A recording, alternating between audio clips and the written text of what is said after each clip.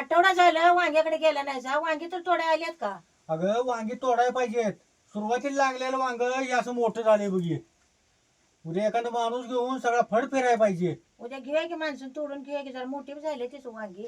अगं सुरुवातीला लागलेली वांगी अशी मोठी होत्यातच. काय 10-12 किलो का निघणार तेवढं नेऊन विकायचं बाजारात. म्हणून मला लक्ष द्यायला लागते. आता ही वांगी आणल्या त्या वांग्याच कालवण कर. आता वांग्याचं रबरबीत वांग करतो किंवा मग कर आवर लवकर.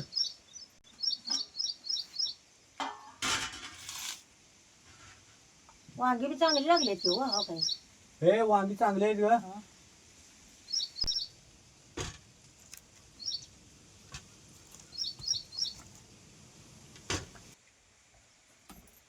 वांगी चिरतो मी. हे तो जरा मिरच्या जरा 1-4 मोडा किंवा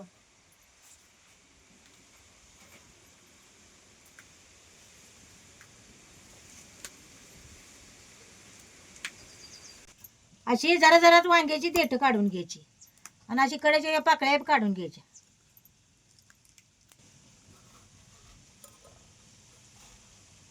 आणि असं वांग चिरून जरा खिडकाय का बघायचं बघायचं आणि मगच पाण्यात टाकायची, म्हणजे वांगी काळी पडत नाहीत.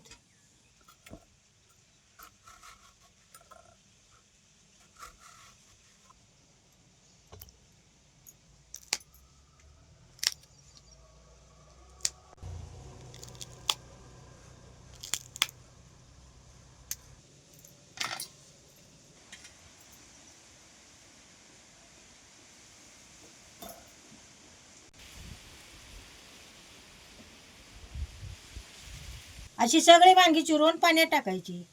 वांग्याच्या कालवणाला कुठं घालायला जरा शेंगदाणा भाजून घेतो.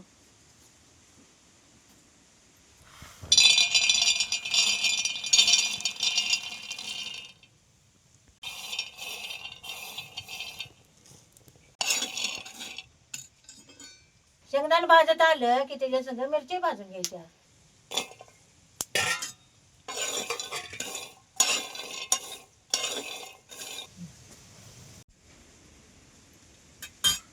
यातच आता 10-12 लसणाच्या कुड्या भाजाय टाकायच्या.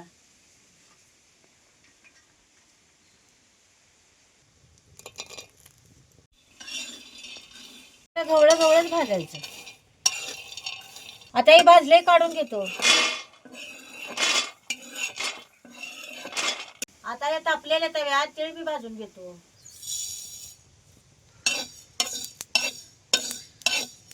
तीळ काय होते लगेच भाजते, म्हणून सगळं भाजून घ्यायचं आणि मग तीळ भाजायचं. आता तीळ भाजता काढून घेतो.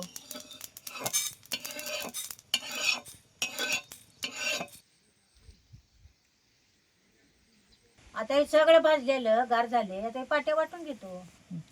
आधी जरा तीळ वाटून घेतो.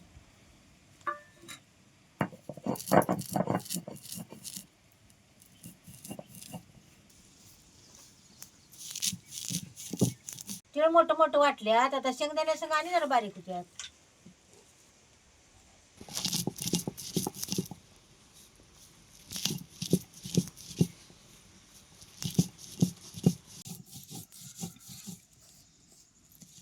वांग्याच्या कालवणाला असं सगळं भाजूनच बारीक वाटून घ्यायचं.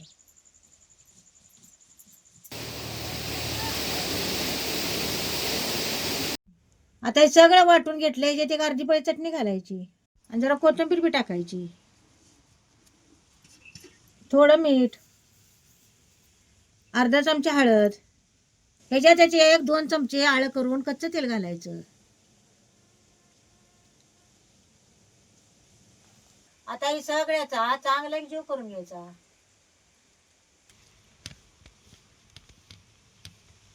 आता या चिरलेल्या वांग्यात सगळा सौदा भरून घ्यायचा.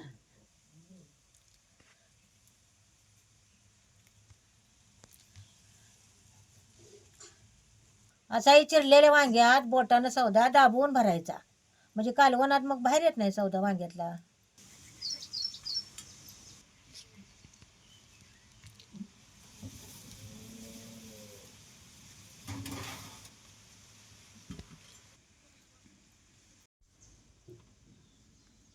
राहिलेला सौदा तेलात भाजून घ्यायचा.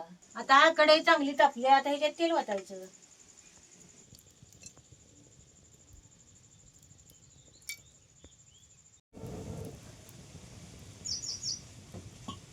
आणि जिरे 1 चमचा. आता हे राहिलेला सौदा बी या तेलात भाजून घ्यायचा.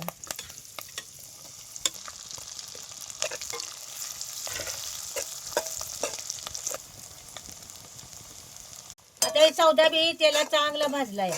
आता ही भरलेली वांगी ह्यात सोडायची.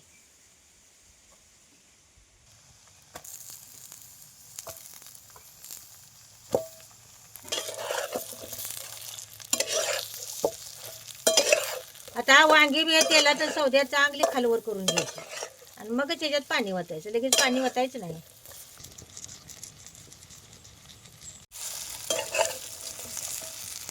आता ही तेलात चांगली वांगी भाजल्या. आता याच्यात पाणी वतायचं.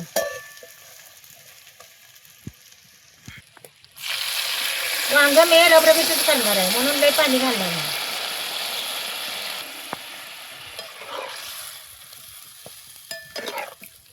आता या वांग्याला चांगल्या 2 उकळ्या आल्या की आता ही वांग आपलं खायला तयारच होते. आता याला जरा झाकून ठेवतो म्हणजे सगळी वांगी चांगली शिजते.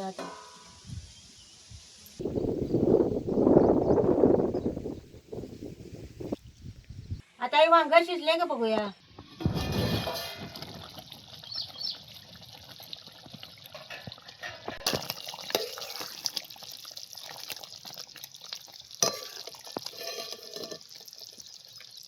आता हे वांग शिजले बघा. लय बी वांग गिर शिजवायचं नाही. जरा कच्च्यावरच ठेवायचं म्हणजे खाताना चांगलं लागते. चुलीवरचं रबरबीत केलेलं वांग खायला तयार झाले. अगं वांग शिजलं असलं तर वाढ की ग, आता भुका लागल्यात. अहो शिजलंय की वांग, जेवा मग. वाढ लवकर.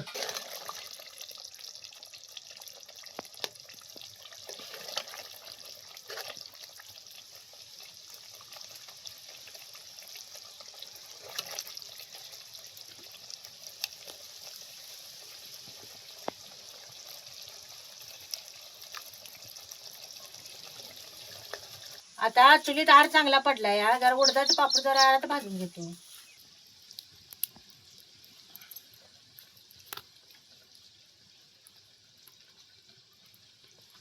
असं खालवर खालवर करूनच पापड भाजून घ्यायचं आरावर.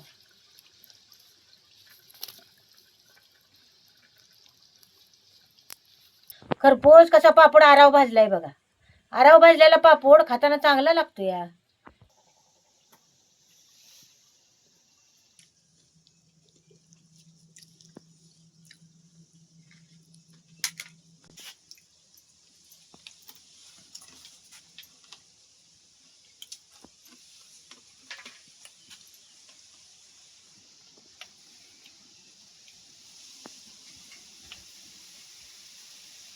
फडातली ताजी वांगी आहेत ना, कालवण चवीला किती झालंय बघ की आता हे.